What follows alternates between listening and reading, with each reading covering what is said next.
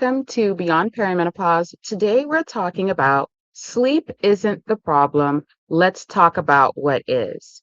So, if you're a high achieving woman and you're struggling with fatigue during perimenopause or during midlife, this live stream is for you. So, I've been going through my Decode Your Fatigues series, and what we're doing is we're breaking down different things that cause fatigue in midlife and during perimenopause. Because believe it or not, it's not always perimenopause.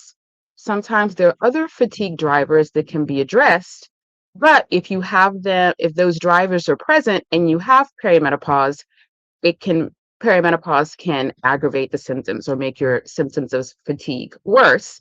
And this is why it's best to identify your specific drivers of your fatigue so you can address them.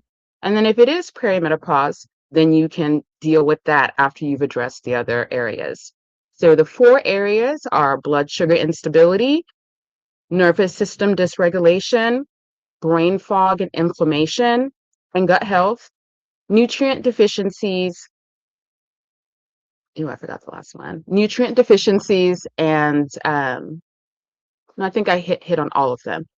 And so it's important that, for example, let's say you have a nutrient deficiency. Let's say you have a vitamin D deficiency, because a lot of women are deficient in vitamin D. It's one of the most common nutrient deficiencies in women in midlife. And believe it or not, if you're deficient in vitamin D, it can cause fatigue. We also know that this is also the case for women who are anemic or have iron deficiency anemia. So if you can address those nutrient deficiencies, which that's out of the four, that is the easiest to address. If you can address those nutrient deficiencies, if your fatigue is caused by the fluctuating hormones during perimenopause, at least you have ruled it out. You have taken care of the deficiency, right? Then you know, hey, it's perimenopause, and you can go and you can take action there. But a lot of women are walking around blaming perimenopause for everything when there are areas and fatigue drivers that you can address and first and help resolve some of that fatigue that you're experiencing.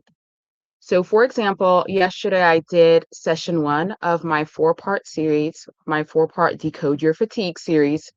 And what we talked about was blood sugar imbalances, and how women in midlife tend to be more insulin resistant because estrogen helps our cells be more sensitive to insulin.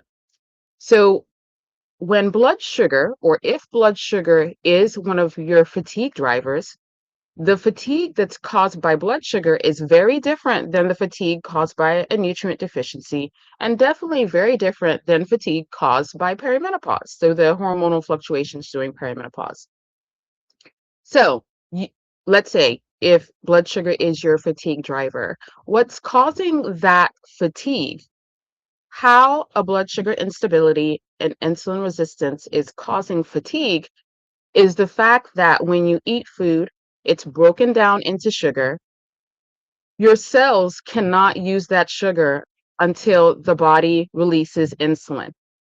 So if you're insulin sensitive, this happens quickly. You eat, the sugars are in your blood, then what happens is the pancreas will secrete insulin. Insulin is the key. That key will allow the sugars to enter your cells, where your cells can use it for energy. Now, if you are insulin resistant, which happens often in women in midlife and during perimenopause, that it's not as effective. So your pancreas is having to secrete more and more insulin, but your cells aren't able to take those sugars in where they can use it. Hence the fatigue. So, right, each driver has different causes, has different mechanisms of, and has different ways of causing fatigue. And so we touched on blood sugar instability. On Thursday at 7 p.m., we're going to be touching on inflammation, gut health, and brain fog. So that is a whole nother driver that can cause fatigue. And the mechanism is very different from perimenopause alone and blood sugar instability. So there are, and I'm going to touch on a couple of other drivers that affect that. So you could be eating healthy, doing everything right. You go to bed, you sleep for 8 hours, 8 or even 9 hours, but you're still waking up as exhausted as you went to bed. You feel like you should be refreshed.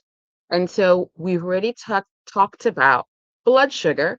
Now we're going to talk about another more common driver that I'll be talking about next Tuesday. And that driver is nervous system dysregulation. And what this is simply that you have been under chronic stress for such a long period of time that your body does not feel safe. So when you go to sleep, your body doesn't allow you to fully rest. And so this is how you can sleep 8 hours, be eating healthy, go for walks after eating, all of these things, but you still are not able to get that restful sleep. So you go to bed, you wake up, you don't feel rested. And so this is typical in high achieving women. High achieving women, there are different beliefs, ideas that have been put on us that started when we were in childhood. So working for acceptance and love, always having to prove oneself, people pleasing. All of these things train your nervous system and keep it on high alert. And so that is one of the many reasons that you can sleep, or you could sleep for 8 hours, still wake up exhausted. And so it's important to know what your main fatigue drivers are so you can address it. And just because you have nervous system dysregulation doesn't mean that you cannot reverse or address it, right? We know that by setting better boundaries, you can create more margin and you can better steward your health. So today, really what I wanted to do was just touch on the fact that there are multiple fatigue drivers that keep you from getting that restful sleep despite you eating healthy, doing your best to manage your stress, you have your evening routine. And so if you're frustrated and you're like, I don't know what it is, or if you're on hormone replacement therapy, because I've had a lot of clients who are on hormone replacement therapy and they're like, the fatigue is still there. And that's because your driver is not hormonal. Your driver is not perimenopause. It is something else. It is blood sugar. It is nervous system dysregulation. It's maybe a possible nutrient deficiency, or maybe you have some type of infection or inflammation that's in your body that needs to be addressed. So we know during midlife, women do have other underlying conditions that can affect their energy levels.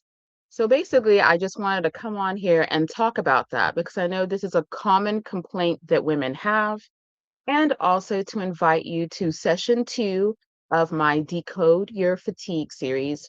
It's free. And what I do is I go in and I break down the different driver that we're talking about for that night. And have a little quiz so you can identify, hey, is this my driver or not? My goal is to educate you so that you're equipped. And when you do, let's say you do need to go talk to your primary care provider, you can advocate for yourself because there's a lot of information being tossed out. And when you don't know how to use it or fully understand what the person is saying, it makes it very difficult for you to go to your primary care provider or your healthcare provider who has 15 to 20 minutes to see you and maybe running late because another appointment ran over. So it's very important to identify what your drivers are, be able to track your symptoms, and not just fixating on the symptoms, but using them to decode what your fatigue driver is, so you can address it and get back to living your life. So again, I invite you to read my articles, my free Substack articles. I am working on my paid tier where I'll do deeper dives and then do hot seats for women who are interested.